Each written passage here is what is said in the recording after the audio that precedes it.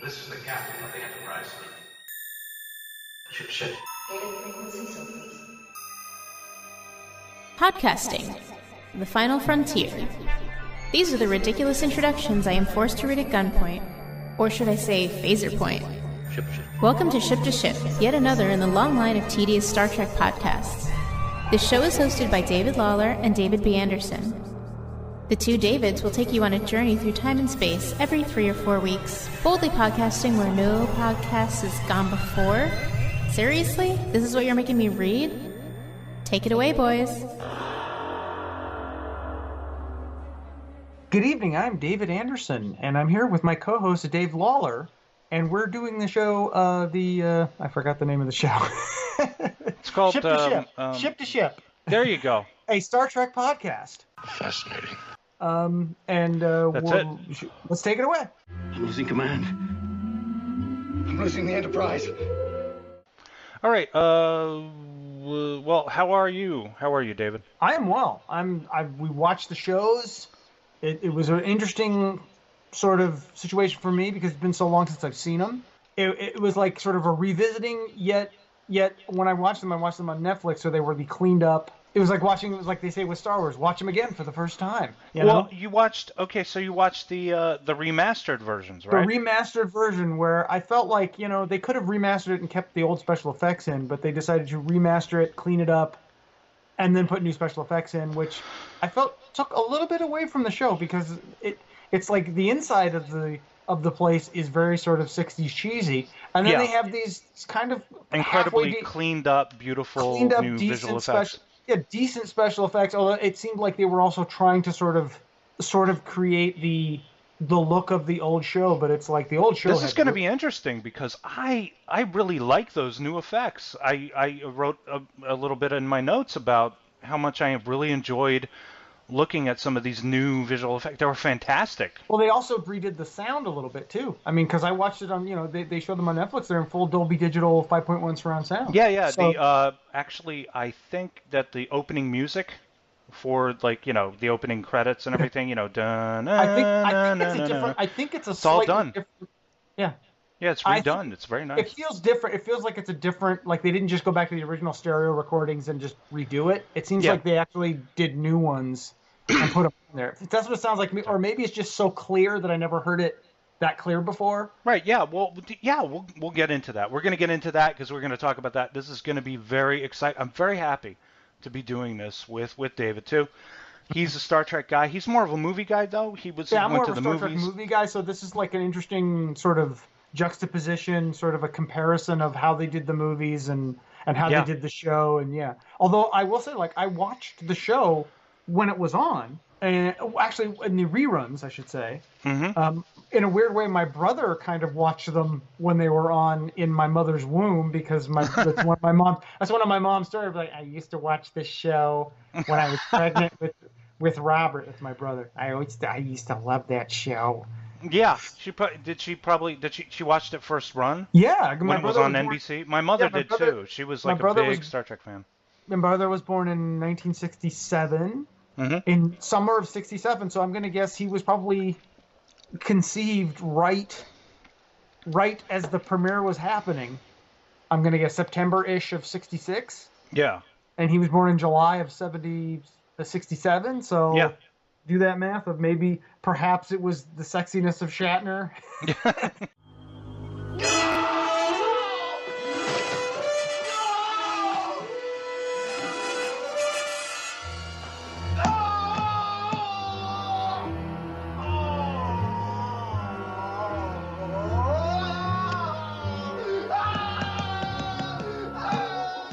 Created a mood. I don't know. I do want to say, I want to caveat on top of this podcast, there are no other movies than The Six. There is no 2009. There is no such thing as Chris Pine. Zachary Quinto does not exist. All of that, J.J. Abrams doesn't exist. This only covers, if we're going to talk about it, we're going to talk about the original show.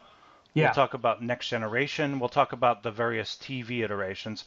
And we'll talk about those first 6 movies. We're not talking about the new... Are we talking about Generations? Are we talking We about... can talk about Generation, sure. So we're basically talking about this particular timeline because as probably people saw, if they were smart enough to understand what was going on, the new Star Trek movies, they kind of have their cake and eat it too, where it's like, yes, this happened. Everything that you've seen in the old Star Treks actually has happened.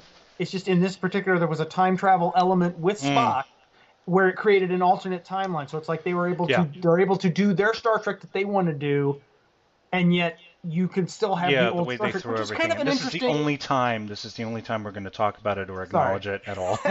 This is a timeline where only William Shatner was Captain Kirk. Yes. All right, sir. Number 1 on our list of things to do. So this is the introduction for the first episode, taken from the original pitch that Gene Roddenberry wrote. Star Trek is a 1-hour dramatic television series, action, adventure, science fiction, the first such concepts with strong central lead characters plus other continuing regulars, and while maintaining a familiar central location and regular cast, explores an anthology-like range of exciting human experience. That's what he had to do to sell the show. Yeah. Just like you said, and I've heard this before, of like, it's the wagon train to the stars. Train to the stars. As said by Shatner. Wagon train. Roddenberry's proposal was dated March 11th, 1964. He goes on to pitch some episode ideas such as The Next Cage, The Day Charlie Became God, President Capone, and To Skin a Tyrannosaurus. That's not a joke. That was a serious pitch. And if I'm not mistaken, Leonard Nimoy was kind of he was a Roddenberry pick because he worked on some other show that Roddenberry had done, like some lawyer show or something. And he's like, I like this guy. I think. Yeah, and he's like, I like this guy. This guy is interesting. He could, and then he pitched it to him, and he said, like, I have this character. His name is Spock. He's got the logic thing and this was the interesting thing about the first episode that we watched, which was the second pilot, even though they showed it fourth. They showed it fourth and I'm glad that they in production order, Yeah, because if people had seen this first, I don't know if they would have kept watching it because they were still trying to. Only because, and it was an interesting idea, but it's not the Spock we know. Yeah, that's part of the whole thing. Well, the show was picked up for the production of a pilot, which was called The Next Cage, and then they rewrote the title, called it The Cage, starring Jeffrey Hunter and Leonard Nimoy, and a monster franchise was born, but it would take another 2 years before the series went into production. NBC rejected the first pilot, canceled the series, but left the door open for Roddenberry to retool his ideas. For as much grief as NBC gets, and this is very important, ultimately canceling the show in 1969, the Peacock Network deserves an enormous amount of credit for buying a very expensive idea and keeping it on the air for 3 years. If anything, and this is a controversial opinion that's going to be advanced throughout the run of the show, it was Roddenberry's animosity toward the network that got the show canceled, and not the insiders' dubious claims of low ratings. I say dubious because those claims were not true. They did put it on at a weird, like the third season, they did put it on like the death slot where no one was watching. They did, but it wasn't like an enormous success in the Nielsen's, but it would routinely play second in the time slot, and even win its time slot on many occasions. The demographics weren't really like calibrated to show the kind of shows that young people liked, which was their primary audience. It wasn't like something, because I mean, even though we make fun of the cheesiness and the cheapness of it, it was, at the time, it was an expensive show, and one has to think like, well, yeah, but we can just put a variety show on. It costs like 1/10 as much, and we'll get almost as good ratings, and we can still make more money from sponsors. Make more money. So it's like I can see it from an economic standpoint. I understand it, but this was way before you had like streaming and different revenue streams and like video and like internet and Blu-ray and everything. Like they didn't have this, so they're like, well, we got to make our money now. Yeah, and if you consider, let's say we had a world without Star Trek up until now, this show would be enormously popular. Would people even know how to process it if there'd never been any? Because if there was no Star Trek, there'd probably be no Star Wars either. There is that. That is true. Lucas has gone on record saying that Star Trek was enormously influential to him. And people might not understand this, but when Star Wars came out, it blew everybody's mind. Mm-hmm.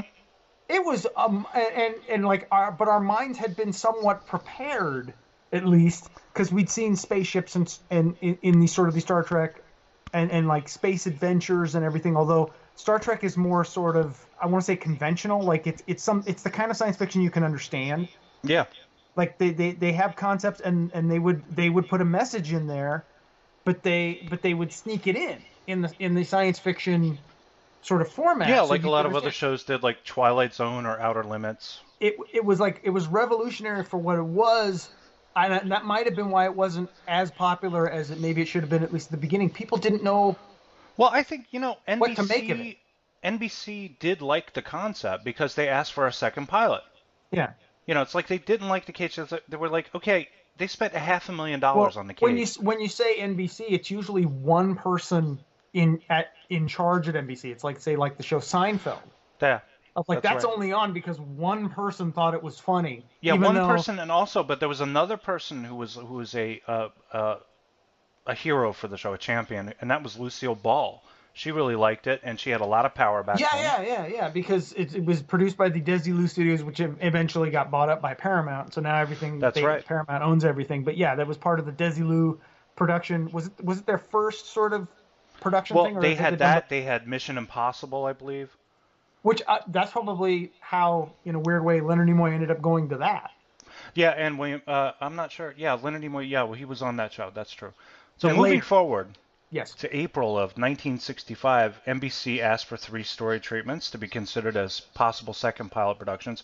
Roddenberry drafted his own, which was titled The Omega Glory, which would later be put into production at the end of Star Trek's second season. Sam Peoples wrote Where No Man Has Gone Before. Peoples receives credit for that iconic phrase, which would be uttered by William Shatner at the beginning of every episode. Stephen Kandel wrote The Women, which would shortly after be retitled Mudd's Women, and shot near the beginning of regular production when the show was picked up. NBC chose Peoples' script, much to the chagrin and bruised feelings of Roddenberry, and production on the second pilot commenced July 19th, 1965.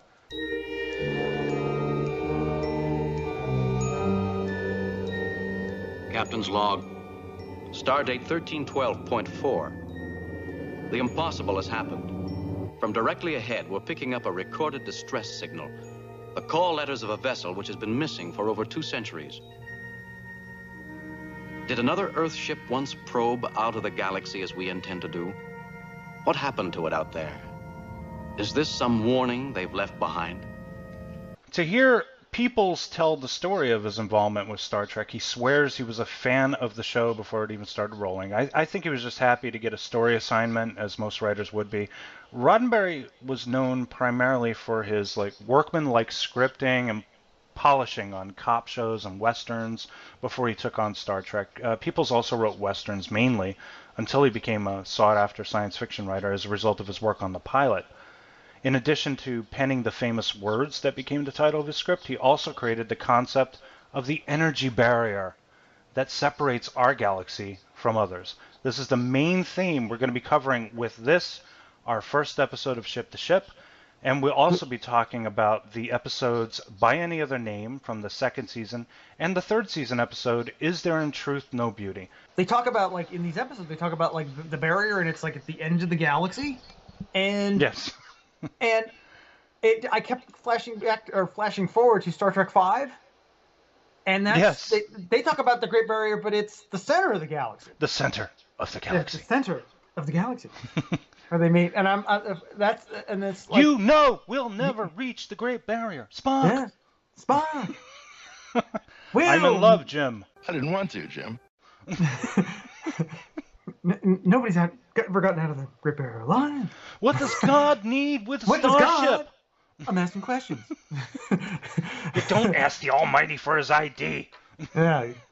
Okay. But this is not a review of Star Trek V. That's a whole other We'll show. get to that when we get to it. You want to read the? Go ahead and read the notes I sent you. Yeah, I'll read the thing. Okay, so the Starship Enterprise is on an exploratory mission to leave the galaxy. En route, a damaged ship's recorder of the SS Valiant, an Earth spaceship lost 200 years earlier, is found. Its record is incomplete, but it reveals that the Valiant had been swept from its path by a magnetic space storm, and that the crew had frantically searched for information about the extrasensory perception in the ship's library computer. The recorder ends with the captain of the Valiant apparently giving a self-destruct order. Kirk decides that they need to know what happened to the Valiant, and the Enterprise crosses.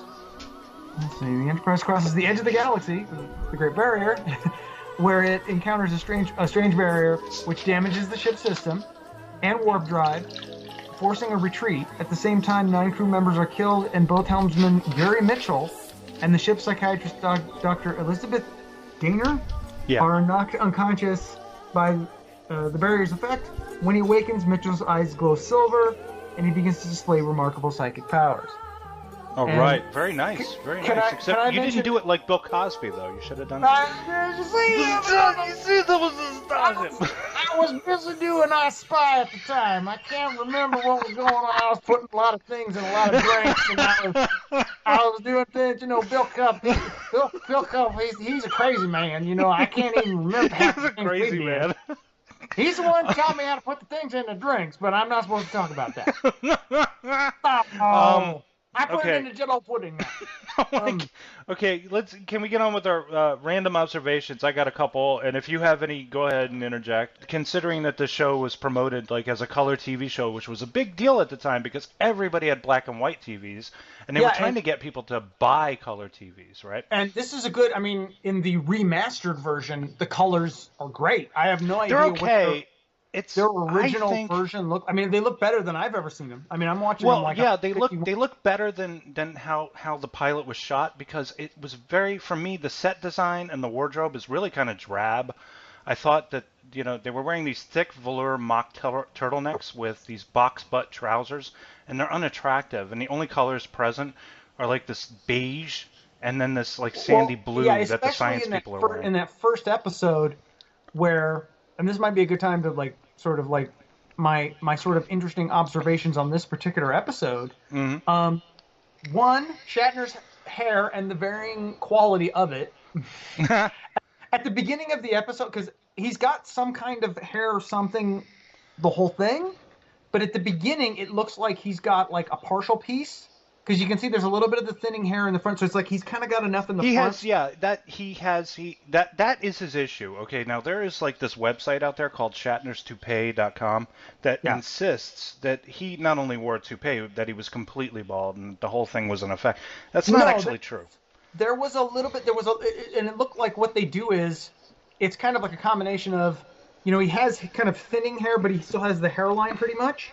And what they do is they kind of put a partial piece and mix it in sort of in the hair, and then they kind of comb it, because you can kind of see like the back part doesn't quite look right, but the front is okay. It wouldn't, but then, the thing is, if he was wearing a piece, or he was covering up something, that would kill his career. I mean, like, he's a very youthful, athletic, good-looking guy. Yeah. And back then they couldn't be like that. At the time he just could. Yeah.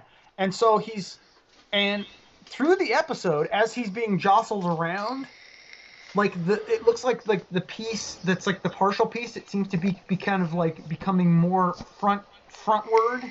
So it's like the partial piece, he's got it's like he seems to have more hair in the front all of a sudden. So he has a toupee that has its own personality, its own life. Yeah, it's more poofy.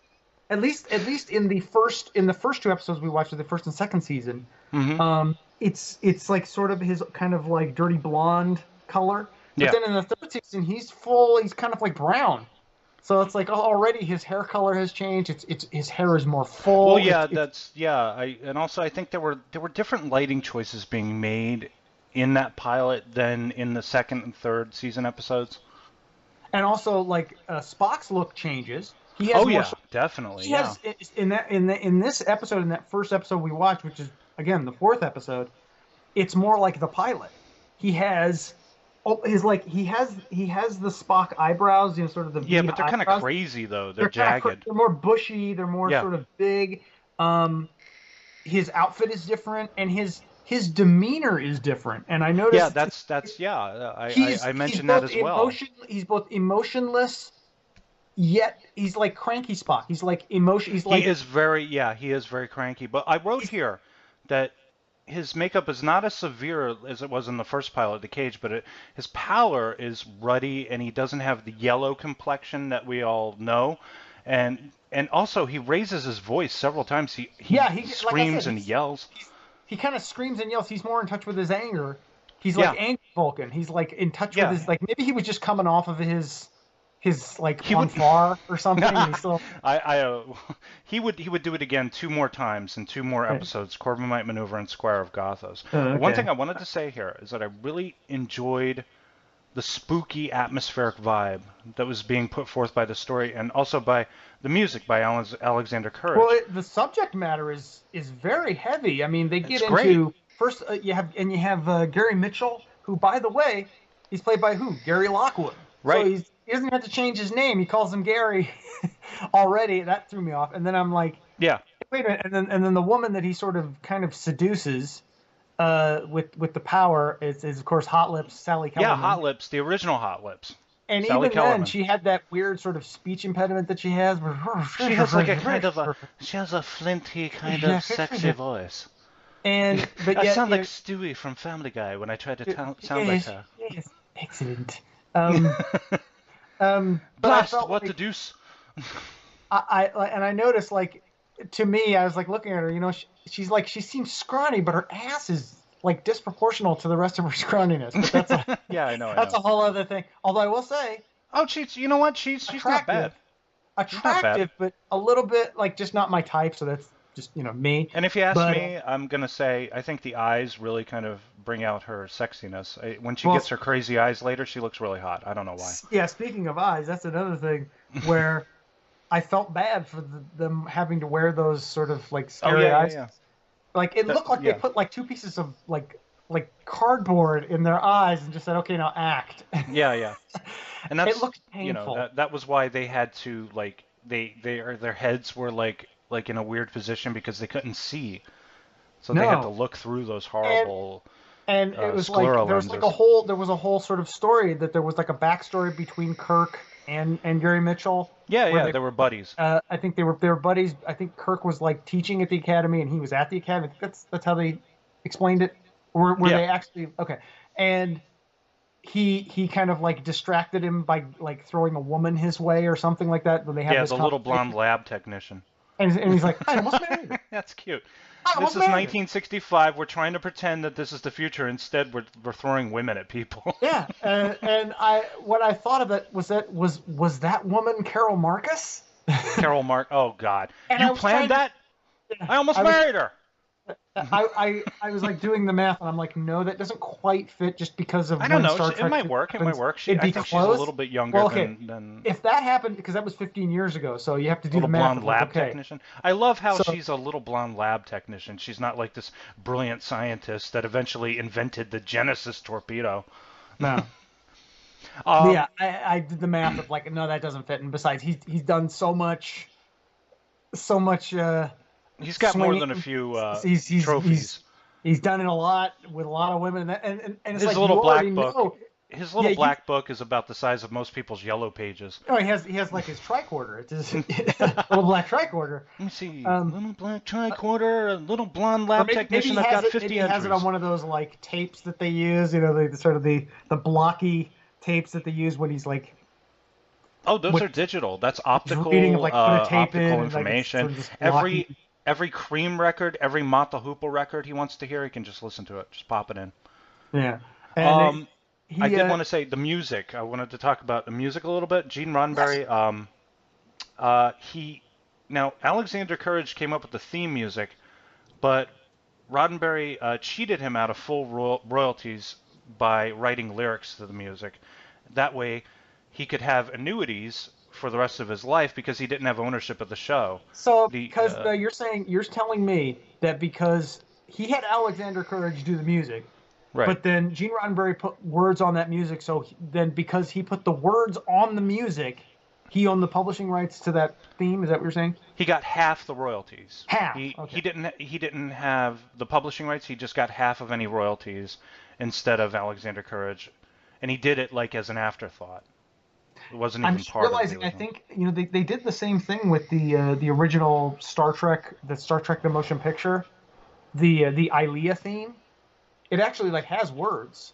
Oh really? Yeah, it's called and A Star Beyond Time. And that was it Roddenberry? Roddenberry who wrote the lyrics? Roddenberry. I don't know if Roddenberry, but it was sung by Sean Cassidy.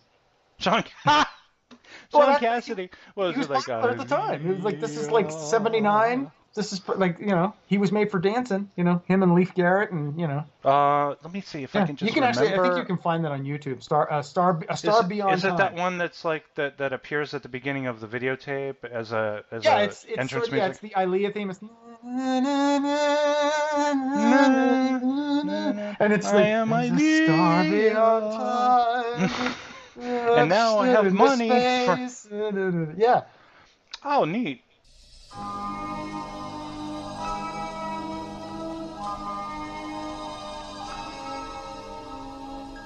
There's a star beyond time, floating in space, waiting for you and me. Though we're planets apart, love is the bridge joining our galaxies.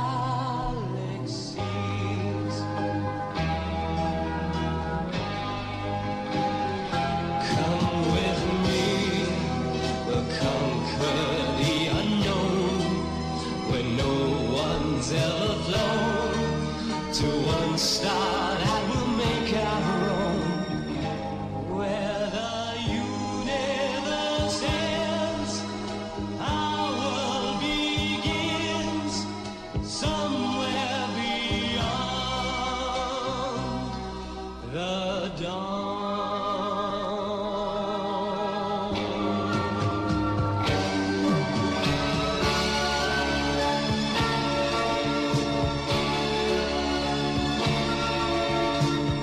I want to say the performances, with the exception of William Shatner, are a little off, and that's perhaps not understanding the dynamic in the crew. You mentioned it before that Nimoy's Spock in this episode is callous. He's cold without being terribly analytical, and he's over the top. And that works for Shatner, but not for Nimoy, who was Nimoy was always more method as an actor, and and also because of the characterization problem, we have no idea. It seemed like he was finding the character of what Spock was. Because by the time we get to that second episode that we watched, he's firmly in. Spock. He's firmly in Spock. He's doing the Spock thing that we know and love. Yeah. But at this point, we have no idea who Sulu is yet. He's like some kind of I don't know what he is. He does come in, but he doesn't say anything. He says something about Gary Mitchell's powers getting bigger and bigger. Okay. And then James Doohan is Scotty, and they don't really get into him much. And then there's this other character whose name is Kelso, and he seems to be the man with the plan. But with the second pilot, Shatner is firm and he's consistent as Kirk. He's perfect. He's absolutely perfect. Yeah. Shatner is fully formed Captain Kirk already, and it's like even from the first episode that they did with him, everybody knows he's the man. He's the man. He gets all the chicks. Everybody loves him. What was interesting when Nimoy says, "Kill Mitchell while you still can," he says, "Get out of here." Yeah. He actually says that. He tells Spock, "Get out of here." And he says, and Nimoy is like, it's the only logical thing to do. And he says, will you try for one moment to feel, or at least act like you have a heart? That's Shatner. Yeah, and it's like a different. And the thing is, I just realized he would only say that to that iteration of Spock. I don't think they would ever actually have that conversation. That would be more of a conversation. That would be more of a conversation that Spock would have with McCoy, because then they get to McCoy, and it's like McCoy. McCoy. You are feeling, In this episode, we have Paul Fix playing Dr. Piper or something, who's like this really, really old man. I don't quite. It's not what DeForest Kelley brought to the part. No, he brought more sort of a. This kind of reminds me of, to kind of like cross pollinate here, Babylon 5. Okay. They had in the pilot they had a different doctor, and then they had a new doctor, and he was a completely different style of doctor. He was younger. It was just a completely different sort of idea of what they were going to do. So it's like it can be interesting to sort of see how certain characters play off each other if you have a different character in there. But it's Speaking of like, which, we are yes. going to be talking about two different doctors a little bit later in the Oh. show, in this All right. episode. in this episode. In this podcast that we're doing, Yes, we're in going this to podcast. we're going to be comparing and contrasting two doctors. Gary Lockwood comes off as a total douchebag and carries very little sympathy during his transformation to all-knowing douchebag godbeast. Well, see, he becomes that guy so quickly. You don't really get a chance because at the beginning, when he's hanging out with Shatner, they're just a couple of guys. Yeah, but he kind of seems like a douche anyway. But isn't Shatner as well? I mean, isn't Captain Kirk a douche? So it's like Maybe, they're like maybe a little. They're brothers in douchiness, and they're both like from the academy. They're cocksure, as it were. Cocksure. And so they're doing their thing. But I'm happy. I'm happy when he finally dies. The only person I feel sympathy for is Sally Kellerman. I felt like the way that he dies, it's somewhat ambiguous. Because it's like the cheap... Sort of he kind of falls into a hole. He falls in the grave, and then the rock, I felt like it almost trapped him, but didn't kill him. So you think that there could be a sequel somewhere down the line where Gary Mitchell just sort of does a carry, she pulls a carry, and his hand comes up through the grave? The wrath of Gary Mitchell, yeah. I assume at the end of the episode, Kirk's log entry would read, Lieutenant Commander Gary Mitchell died in the line of duty, but he was a real dick about it. That's what I was thinking. Yeah, but how would you even characterize? Because what do they put in the report? They put in the report. They've already kind of put in the report that Gary Mitchell lost his mind because of the exposure to the thing. What do they put in the? He died doing what? Fighting the evil or died something? Being a bitch. Yeah, he died fighting he died as he lived. There are a couple times when they shock him and he becomes human for 5 seconds. Yeah. Now but he doesn't really... Yeah, he looks at him and he goes, Jim, that's all he does. His eyes went back to normal. As a director, as a writer, I would say in that moment, have him be like, what have I done?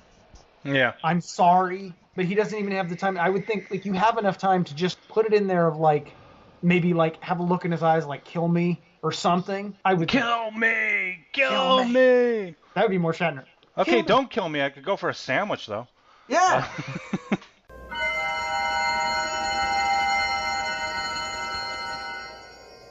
Yes, it just took a little longer for it to happen to me.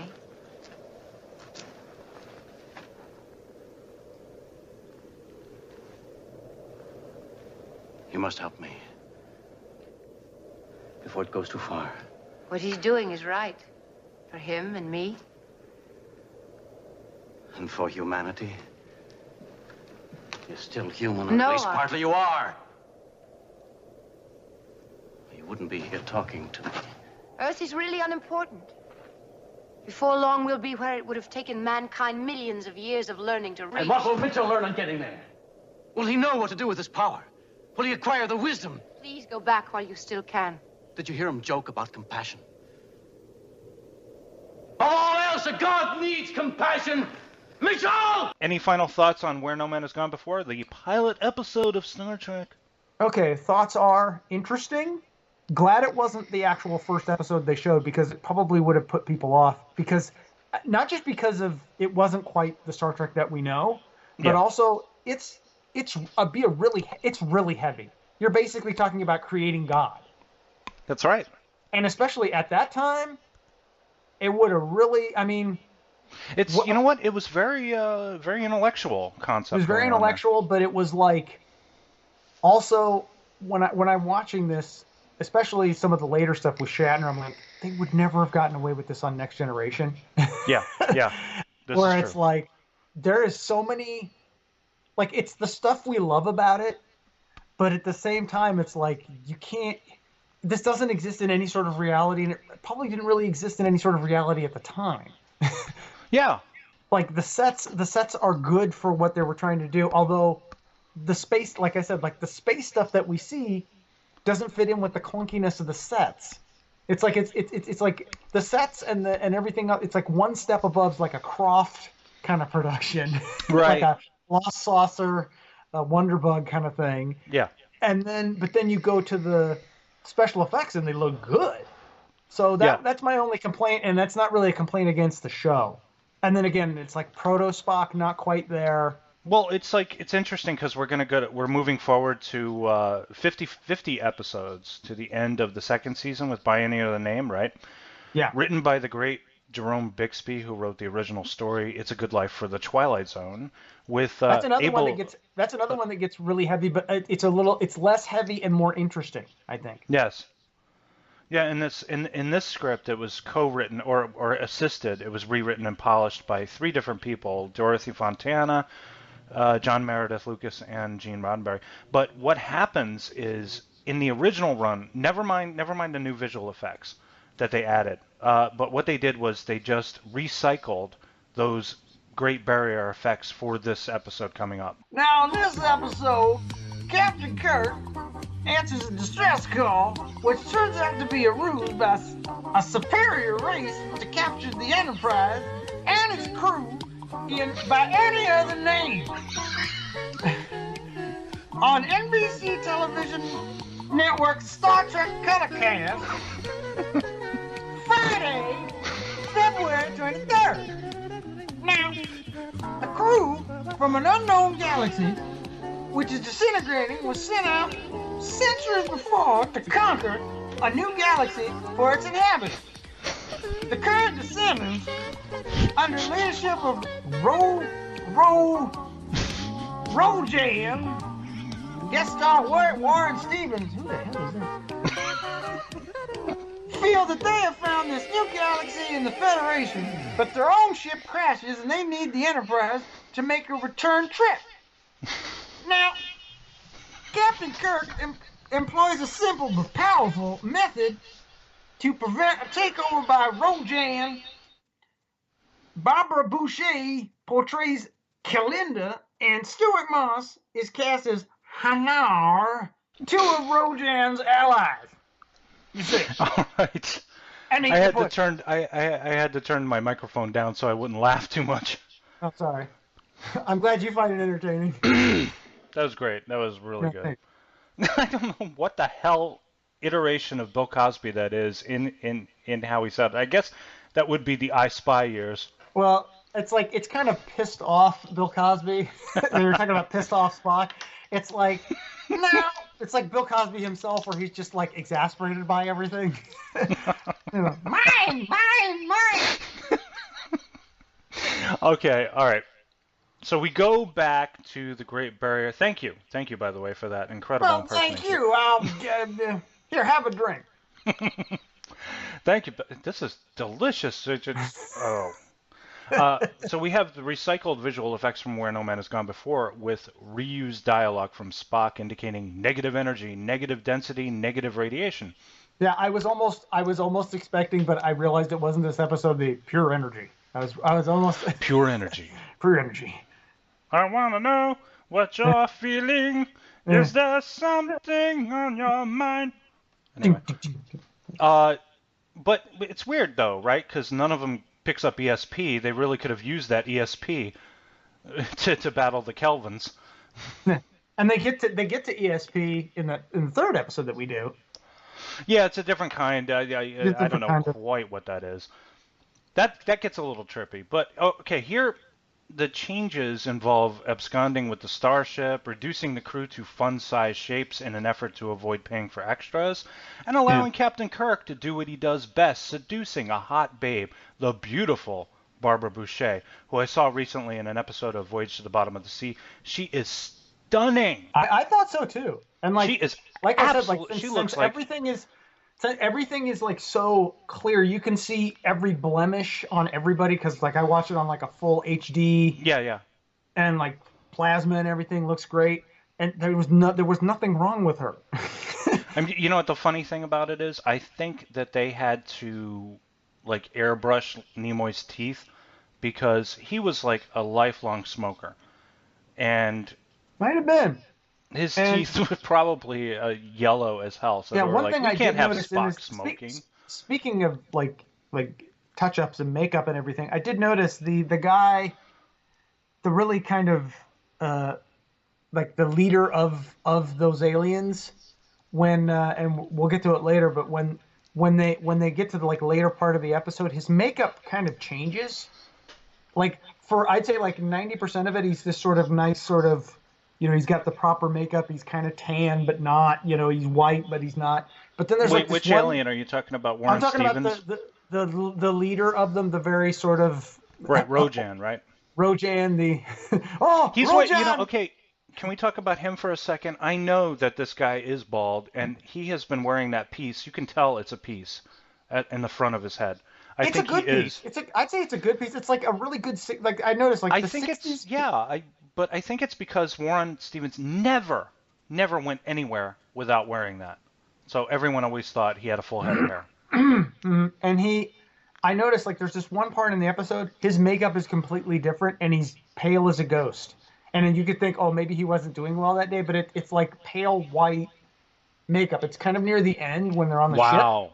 I would not. I have seen this episode so many times, I would never been able to catch that. Spock's contaminating this boy, Jim.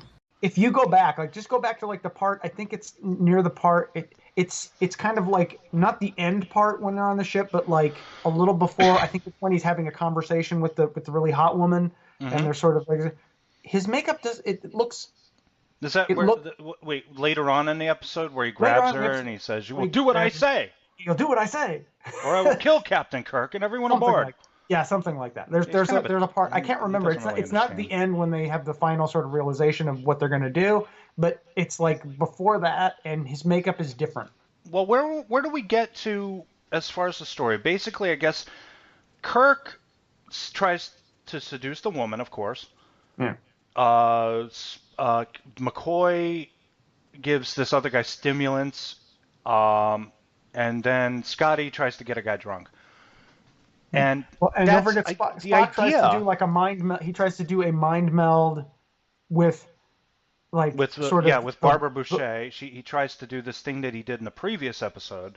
But he does it through the rock, which he does it through the rock. Number one, and number two, he has a traumatic episode because they're not human. They're not humanoid. He says that they're like human forms. And he says they're like octopus creatures or something with tentacles. Yeah, you find out later that they took human forms because it's almost like they saw the ship coming, so they decided to take human forms. Right. So they could, because they couldn't fly, they couldn't just come in as an octopus. This isn't Galaxy Quest. You can't just be an octopus and like. In fact, I just realized that might have been where they got the idea. Because if you remember Galaxy Quest, they took human forms so they could fly that ship or something. Yeah. And their they're original all like form little was like, squiggly. Yeah. You are now listening to Ship to Ship, a Star Trek podcast, with David Lawler and David B. Anderson. Boldly podcasting, where no podcast has... I'm not reading this. I'm not. Where's my coat? I'm getting out of here. I hate it here. Ship. Hailing frequency zones. Ship.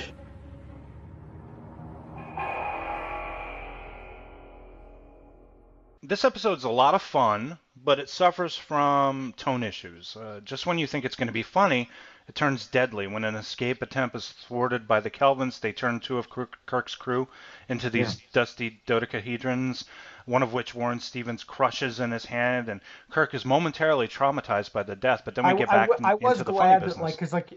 And it actually says on the description, this is what's funny. On the description on Netflix, because they give a little sort of like description of the episode. Yeah. It says Kirk, Spock, and McCoy, and a couple of red shirts.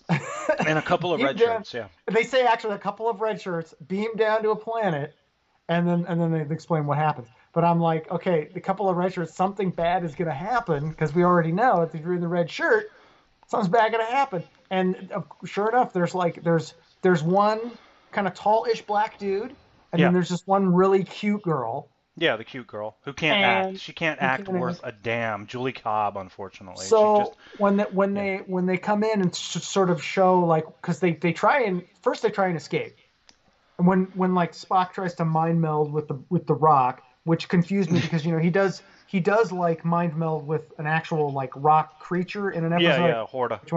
Yeah. And so that was like, is he communicating with the planet or something? I didn't really. So then, and one thing I did like though was when he does that. I think it's when he does that. They do the Spock music, So it's like do Yeah. do do do do. So I'm like, okay, he's getting some Spock action there. He's doing something. Yeah.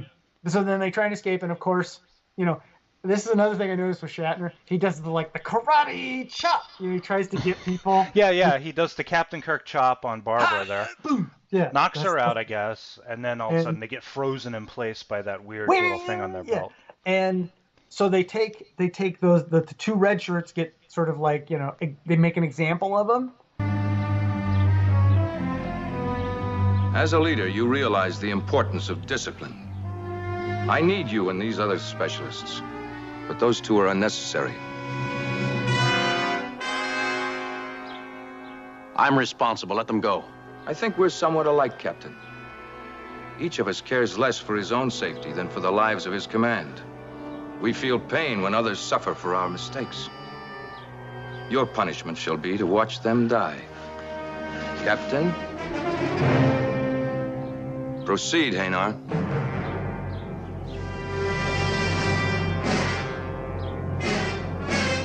And then they shrink them down into these, as Carl Sagan would say, a dodecahedron. A sort of a small, sort of cube-like, but it's a dodecahedron. Mm-hmm. It looks like a sponge thing, but it's dry. It's like a dry sponge, and he's like, as an example, now we can kill, and we can. Here's what we can do: we can save them, or we can kill them. And so what he does is he takes one of them, and he crushes it. And I'm like, yeah.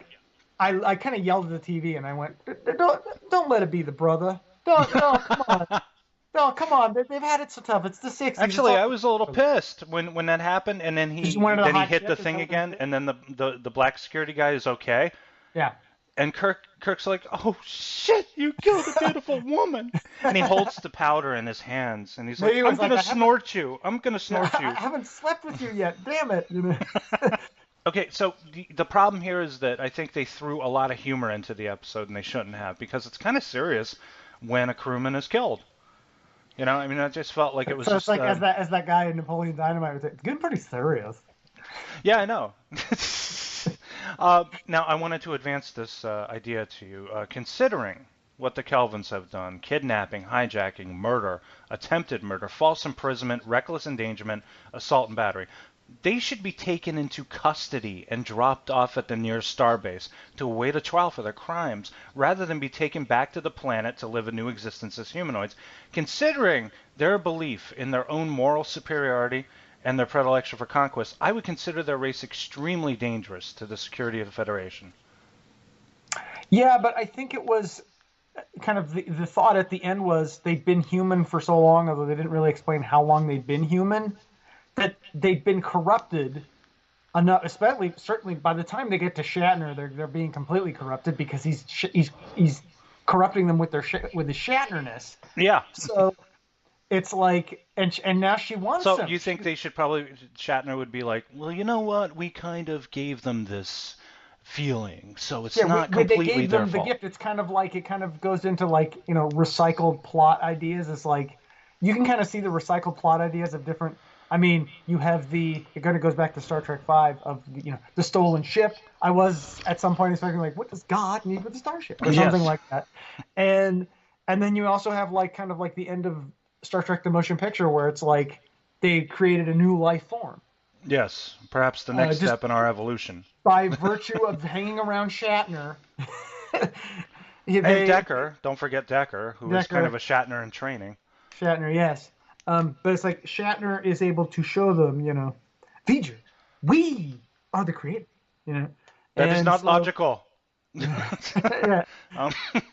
I love a great Persis movie, Kambana. an underrated film, but we'll probably get to that at some point later. All right, so this episode boasts a great new musical score from Fred Steiner, of which portions would be retracked for future episodes. Steiner was the son of film composer Max Steiner, as talented as he was prolific, churning out new scores per season of Star Trek in the original production run. Now, I wanted to get into a little bit of the new visual effects. Now, in the original episode, before it was remastered, it was the same effect, but they added new effects for this one. It looked really good, and there is a really nice, beautiful new effect of the Enterprise heading toward Andromeda, I thought it was a great effect.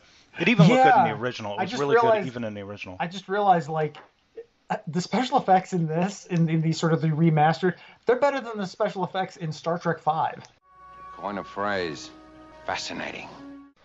Yeah. Some of them anyway. Yeah, I know. And that's like, kind of. I felt like that's not necessarily the fault. I mean, we keep going into the movies, but I felt like that wasn't necessarily the fault of the movie makers, that they just couldn't get the good people. And you know how they make movies, of they have a release date, and then they're like, okay, make a movie. Here's your money. Yeah. From what I understand, they wanted, for Star Trek V, they wanted ILM, but ILM was too busy. They were working on like 5 or 6 different really big movies for that their summer. A team was doing Indiana Jones. Their B team was doing Ghostbusters too. So they got like they didn't have. So anybody. they had to get this guy Bran Farron, who's very good. If he has a smaller scale, he did effects for like Altered States. He's a good, talented man. And they were in a rush, and they had no money because Paramount cut their budget. And you know they had to go with what they. But for this is all computer. It's all done in a computer, and it looks really good. I don't get all weird and nerdy when it comes to the remastered versions, because I know the fans, the hardcore Star Trek fans, get crazy about that. It's an attempt to sort of repackage it, I think. And I like it because a lot of those effects from the original show are really bad. A lot of them are really bad. That's part of the fun of this. Is like you can't change sort of the interior special effects sets. And well, they like kind of did with color correction. They color corrected a lot of it, and I think the color correction was they gave it more contrast and more hue. They were trying to get it to what because you know they treat these now they treat film better, but at the time it was just they didn't care, so they had to basically they're trying to get as close to the original look of the film when it was originally came out of the canister and was there and then broadcast by NBC. So but I got a problem with that too, because the publicity for the remastered effects claimed that they took it from original camera negatives, and I don't think they did. I think they took it from completed answer prints, because there's some time cheating going on with some of the dissolves that cover up the removal of the original visual effects. It's like they ran it through a computer, you know, in like Premiere or maybe Avid or something like that.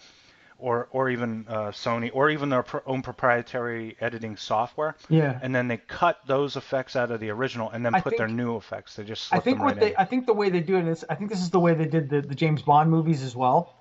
They don't restore on film.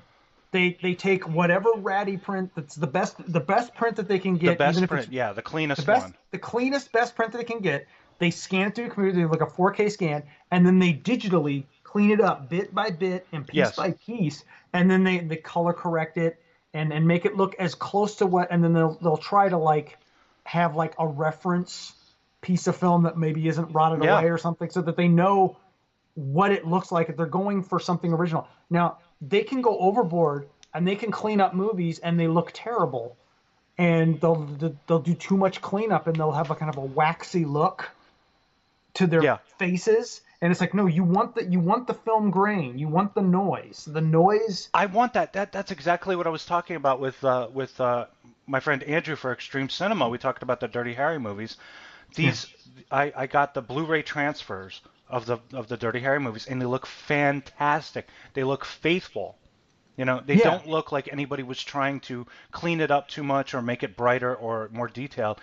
I felt like I was, you know, it's before my time, but I felt like I was watching something that was meant for the theater. You're watching something from the 70s, because, like, you want it. You don't want it too clean, but you want it accurate. You want it like whatever film looked like then, whatever a good print was supposed to be at the time, even if it wasn't as good as something you could do now. Absolutely, it's like you want it exactly what it looked like, and they did that with the James Bond movies, where they messed up with the James Bond movies in a weird way with a newer one where it's like they're all really good, like.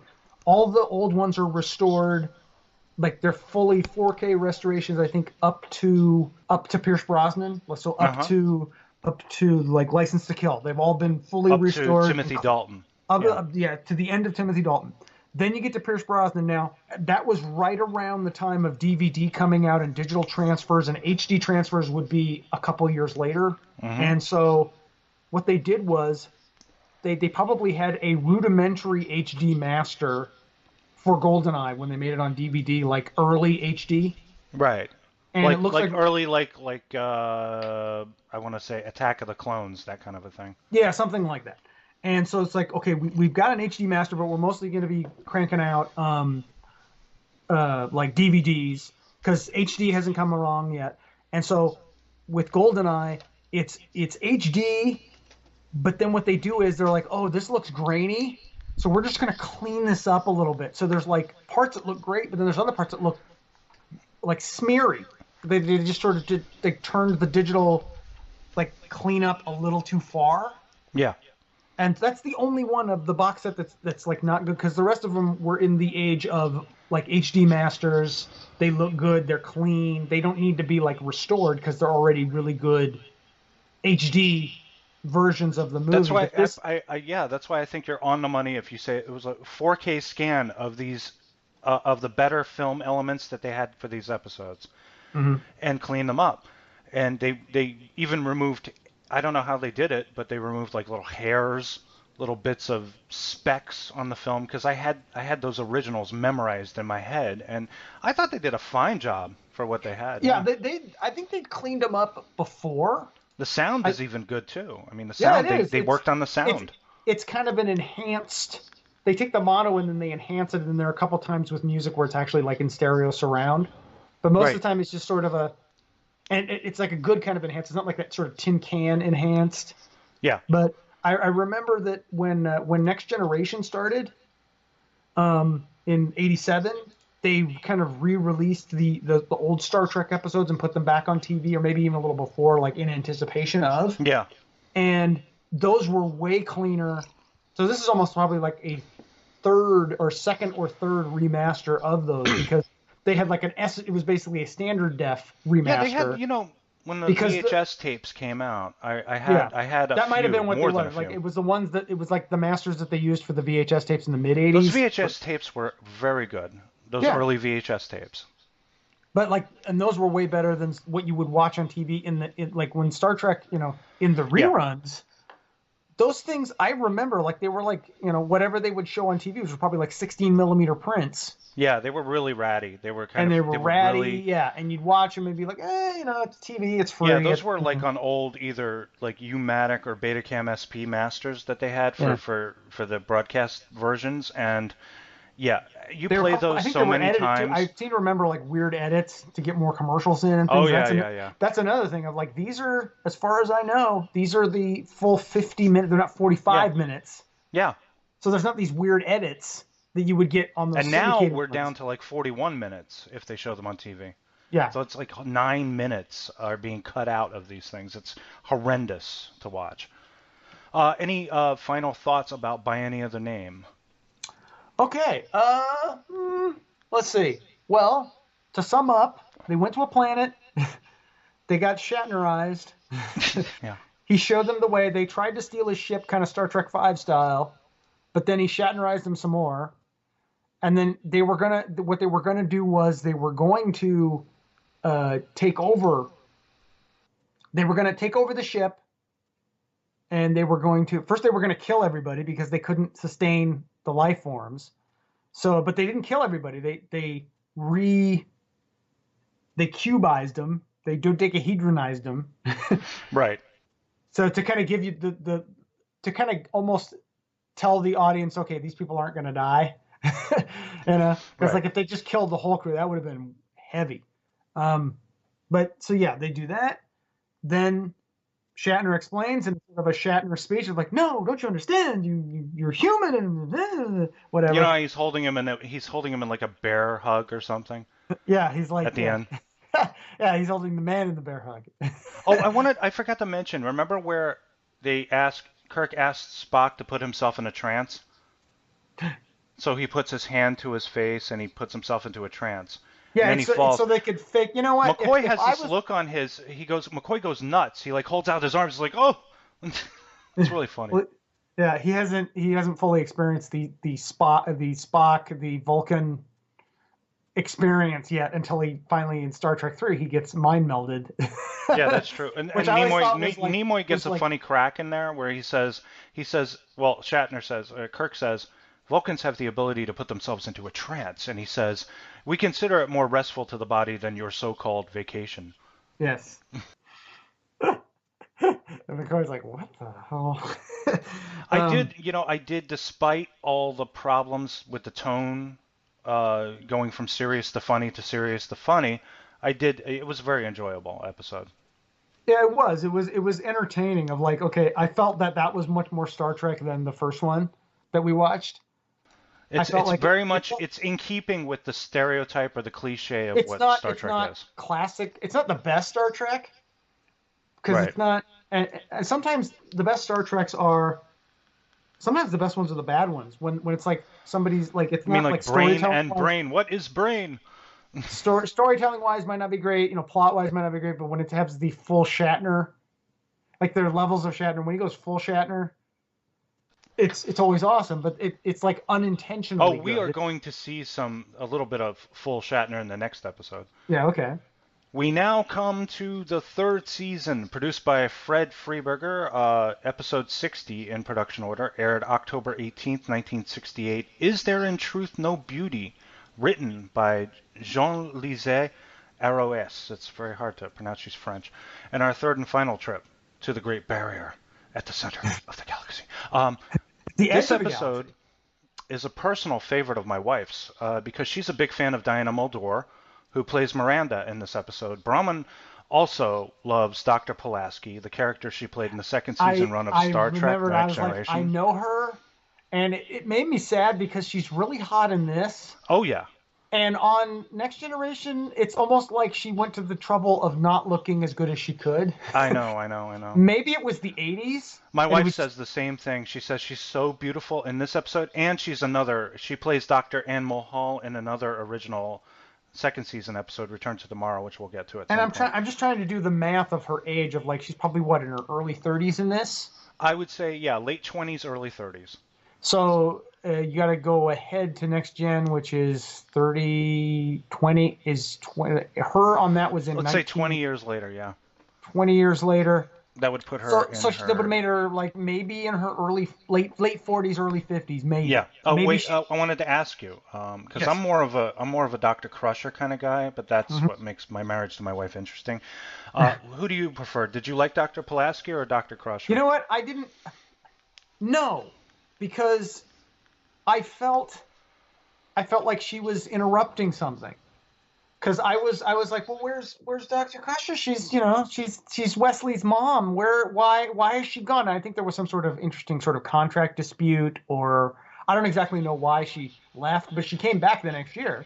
It might have had something to do with money. What I found funny was that Picard says to Wesley, your mother left to head Starfleet Medical, and then she comes back the next year. I got to think maybe she was really bad at her job, Well, that's what you get when you hire women, Maybe she accidentally killed somebody or something. I don't know. Mind meld went wrong or something. Okay, I'm gonna send you the description. I mean, the third. Okay, now I know where to look. So. Okay, and you can misspell because for some reason in the NBC press release they misspelled Medusan. You can do this as Bill Clinton if you want. No, I'll do this as Bill Clinton. Mr. Spock, upon gazing upon a Mendusian, will die of madness unless Captain Kirk can persuade a woman. I know something about that. Already jealous of Spock's mental powers to save him from performing a dangerous mind link on NBC television network Star Trek Friday, October 18th. In this episode, Is There in Truth No Beauty? Diana Muldaur had her. Guest stars as Miranda, a woman resentful of Spock's ability to mentally communicate with the Mendusian, inside of which drives humans insane, and David Finkham as Maverick, her jealous suitor. Very nice. Had her. Sounds a little bit like Trump. I had her. I totally had her. Okay. It's huge. Okay, I should note that this NBC press release dated September 17th, 1968, misspells the word Medusan not once but twice, which shows just how much NBC cared about promoting Star Trek at that point. I rather like this episode, but the style is a bit out of whack, if I must get technical. I'm going to say that because Yeah. that was what sort of stuck out for me was maybe it was just the psychedelia of the time. It almost felt like a Monkees episode, like with weird angles. Oh, my wife would appreciate that. She writes for the Monkees, actually. But it's rather than having the focus of the narrative on Kirk, Spock, or McCoy, or all three, we're instead like being sucked into the story of unrequited love, jealousy, madness involving visitors to the Enterprise. There's interesting sort of like M. Night Shyamalan revelations in the middle of it of like the woman is blind, but she has like this special suit, so she you don't know she's blind, and she doesn't really do like the blind face. I love how Kirk didn't even have a clue. Neither did Spock, right? Only McCoy. Well, he's knew. He's like, I realize you can do anything a sighted person can do. Suddenly Kirk's like, what? What? And Spock is like, he waves his hands in front of her face and goes, fascinating. He had no clue. We have fully formed Spock again. Like that's one of the things where I was like, I did enjoy it, just because when you see, I guess after seeing that first episode we did, where he was Spock but not Spock, it was a little jarring for me. Right. Just to see not Spock, to see like proto Spock, and then to see Spock in full Spock mode. I'm like, okay, now I know what's going on. I need Spock to be Spock. We have the beautiful raven-haired Miranda Jones escorting the Medusan ambassador Kalos, who lives in a box, back to their home planet. She can communicate telepathically with Kalos, and apparently they have like a little side gig going, some kind of non-physical sexual relationship. So Spock is jealous of her because of the opportunity to study the Medusans. Miranda's jealous of Spock for his emotional detachment and psychic abilities. Remember, he has and to Kirk just wants to screw her. Yes. So do I. But wait, I already had her. But I feel like he had to put the special 3D glasses on to be able to communicate with him. But she didn't. Yeah, because she's blind. Because she's blind. Now, wouldn't they have figured that out before? Or did she put the glasses on to sort of play along? Actually, no. Actually, at the beginning when they beam her aboard, she is wearing the glasses. To fool everybody. That kind of like is almost like a deception. Yes, it is. That's probably why she has the dress on, because like she has like a special sort of sensing dress that they kind of like talk about, of like she has this dress so she can kind of like she can sort of see, she can says, feel my around. compliments to you and to your dressmaker. Yeah. Everything revolves around her, so she has this annoying Mary Sue quality. It's wish fulfillment on the part of the writer, maybe. Maybe the writer wanted to have a four-way with the three leads there. So Larry Marvick, who's like this crazy guy, he's very crazy, and he's good at being crazy too. He tries to kill Kalos. He's lovesick in a weird sort of stalkery way. Why did I ever meet you? I've been honest with you. I simply cannot love you the way you want me to. Miranda.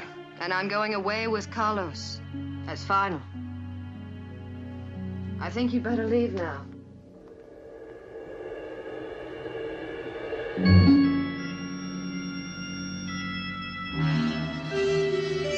So it's you.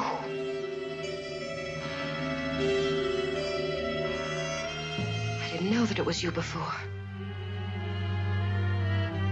Who is it you want to kill, Larry? Is it me? Actually, even though my wife really likes the episode, she notes a lot of the sexist dialogue coming from Marvick. He's like, why don't you try being a woman for a change? I mean, what's a woman to him, you know? Like, I know what a woman is. Why don't you get yourself married and have some kids? I am very familiar with women. Yes, you are, Mr. Clinton. So he goes to engineering. Well, he tries to kill Kalos. The box opens. Marvick goes nuts. Now, this is the thing about Medusans, is if you look at them, you go nuts, which is just lovely. But he beats up Scotty. He takes the Enterprise to, you guessed it, the Great Barrier. The Great Barrier, yes. Beyond the borders of our galaxy. Conveniently, for the plot, Medusans are skilled navigators. So Spock mind melds and joins brains with Kalos, becomes two people. And it's always nice to see Leonard Nimoy spread his wings as an actor. Yeah, and this is, like I said, like it was nice to see him be Spock, but it was also interesting to see him be sort of Spock with the, he was like two people. Because like the first thing he does is I think he smiles. Yeah, like when he does the mind meld. This is like, delightful. Yeah, this is delightful. And then he goes over to Uhura and he's like, she walks in beauty like the night. And McCoy looks at Kirk and says, that's not Spock.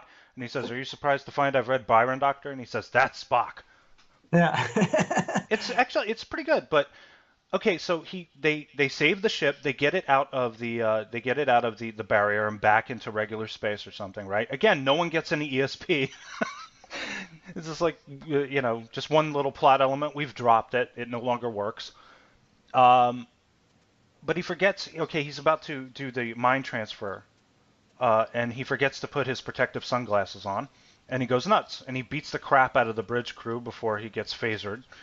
Yeah, and but now it's up to Miranda to repair Spock's If I'm not mistaken, like psyche. she's the one that she'd put some sort of like psychic spell on him so that he wouldn't put his glasses on, right? That's an issue. Okay, you know what? You are not the first person to advance that theory. It's never really explained. No, but they talk about it. They forgets. say because he sort of I think Shatner Yeah, I know, says Kirk, it. I right? think Kirk He grabs says, he her, says like he starts like screaming doesn't at he her? say something to her like you made him you made him forget to put those glasses on. He's or like, something what did you do? Make him forget to put the eyeglasses on? She's like, that's a lie. Face reality, Captain. His mind has gone down almost too far even for me to reach. If you don't reach him soon, he'll die. But that's what you want, isn't it? That's a lie. Oh, yes, it is. You want him to die. What did you do to him on the bridge? Did you make him forget to put the visor over his eyes? You're insane. Yes, you know your rival, don't you? You couldn't keep him from making a mind link with Collis, something that you couldn't do yourself. With my words, I'll make you hear such ugliness that Spock saw when he looked at Collis with his naked eyes. The ugliness is within you. It's a lie. Liar. No passion to see Collis's madness. You can never see, never. Well, she's a liar, so you know. He's like, why don't you strangle him while he lies there? He's like doing this tough love. He's like, Kirk would be a fantastic father, because that's how fathers talk to their children. It's this very passive-aggressive child psychology thing he does with her. It's a fun episode again, but I think for the first time we're subjected to this kind of a soap opera. It's like, as the Enterprise turns, one Spock to live. Probably the least good of the three we watched, I would say. Interesting ideas, but not fully formed. And I was like, there's so many interesting ideas that could have been pursued but weren't. And it was a little confusing where, she's human, but she's blind, but she's psychic. And all these things are kind of revealed one after the other. And you have that thing in the box where it's like an entity or something. It's like, aren't you expecting Thing from the Addams Family to come pop out of that thing? Okay. Well, don't they kind of show it? Like it's like this sort of like, it's a weird special effect, right? It's a weird sort of psychedelic thing. It's like almost like I want to say like a matrix table from Land of the Lost or something. It's like it looks like it's like sort of like crystals, and it kind of like shines and it's colorful and everything. It looks like they just had something left over from another show and they just sort of put some lights on it and like put it in a box. I did say the visual effects for the barrier this time around in the original episode were created specifically for the episode, so it wasn't recycled footage from Where No Man Has Gone Before. And there's some really new, beautiful shots of the ship in situ, and those effects get better with the remastered version. Very nice. Yeah, and then when it ends, it just sort of ends. Like they get there, they meet she's like, it kind of wraps itself up of like, well, I've caused all this damage. Goodbye. Yeah. It's that's never explained. Okay, well, thank you all. Now I've now after deceiving everyone, I can now mind meld with the Medusian guy, which is what I was supposed to do in the first place, and I'll go off on this other ship now. Goodbye. But still, I don't understand the idea of having some kind of a non-physical relationship with this creature, whatever it is. I mean, well, I think she does it say something obviously about, like, loves her. Doesn't she she say loves something it. about like, what is it to be beautiful or ugly? Who's to say? Yeah, she probably She say something like that. Yeah. Yeah, Yeah, she that's doesn't. where it does get like weird and sexist with Shatner of like, but you're such a beautiful woman, you shouldn't be in it.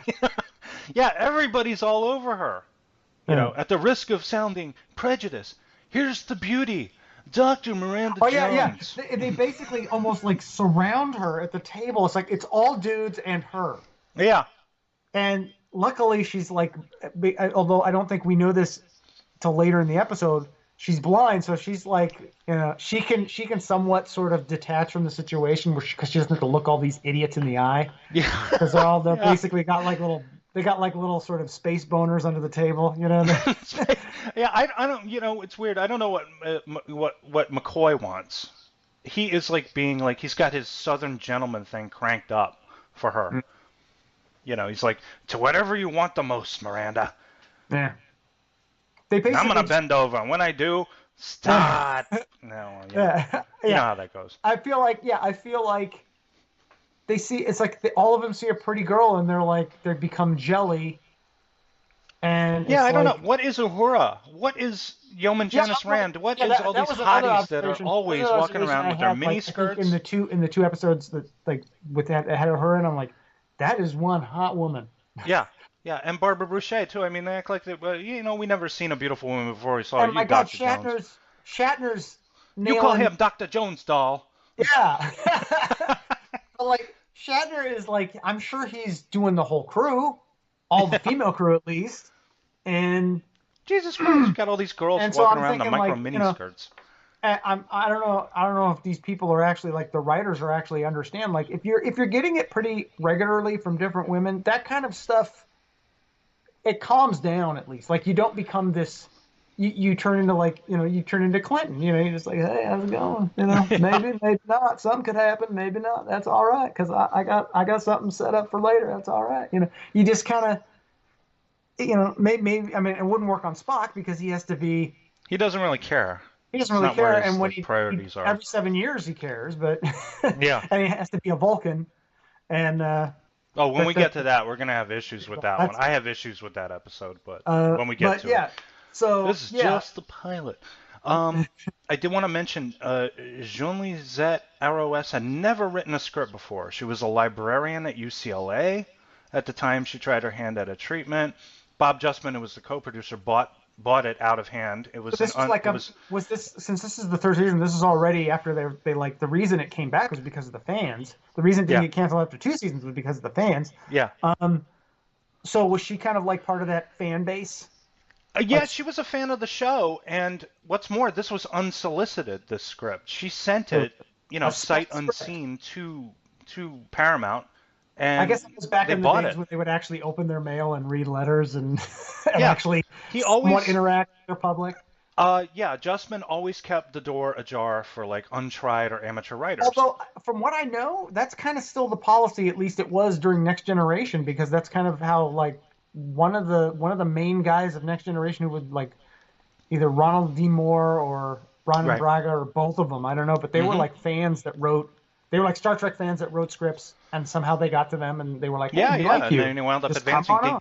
They don't do that anymore, unfortunately. They don't do that anymore because writing and production are now hand in hand. Producers are writers, and a lot of producers think they can write more, and they're thinking more about the budget. Whereas, like, I remember having this discussion with you a few weeks back. That's probably because it was right before the internet, and everybody's an expert now. So yeah, and what they would do with writers on the show and on other shows is they would send out writer's guides to anybody who was like a writer and interested in writing a script or a story treatment, and then they would send the treatment back to the producer. The producer would okay it or have problems with it, reject it, or take it, and then they would work on it a little bit with the writer.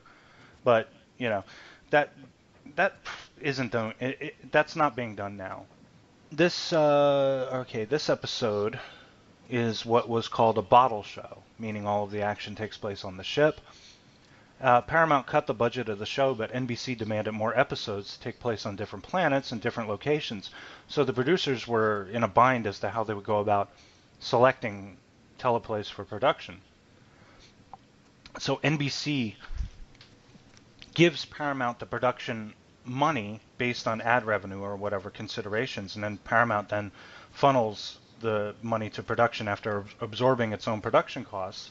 So NBC sort of caused its own problem with the show when the budget was downsized. They basically cut the production budget but gave everybody raises to adjust for it. No, Shatner and DeForest Kelley are particularly good in this episode. Nimoy kind of overshadows them whenever he does anything where he emotes. And I think David Frankham creates a sympathetic picture with which I think most, if not all, men can relate. Because you remember how he is. He goes nuts. He says, "Don't love her. Don't love her. She'll kill you if you love her." You know? Yeah. Which is great. I mean, I felt that way about a few ex-girlfriends I had. Okay, this is my major problem with the episode, is that until our three leads become directly involved with the story, they almost seem like they're guest stars on their own show. The whole show belongs to Diana Muldaur. And yeah, I just realized, like, it's mostly about her, but at the same time, she's not necessarily a sympathetic character. No, she's not. She's not terribly likable. I did want to mention also there's a continuity error at the end of this episode. I don't know if you caught it. Captain Kirk goes insane, but we never see it. Because Spock has to wear the protective sunglasses in order to safely transport Kalos without going mad. Kirk observes Kalos being transported. So, and he's not wearing sunglasses. So, are you sure he's looking? Are you sure he's actually looking? He was there. Look at it again. I promise you, he is staring right at the transporter platform. As soon as he leaves, right before the end credits roll, he should have gone mad. So it would have been fun to hear his lunatic scream as we fade out. This was it was an editing glitch, and it upset the director when he saw the final cut. He was like, "Wait a minute, he's not wearing sunglasses. Why do we have that shot of him?"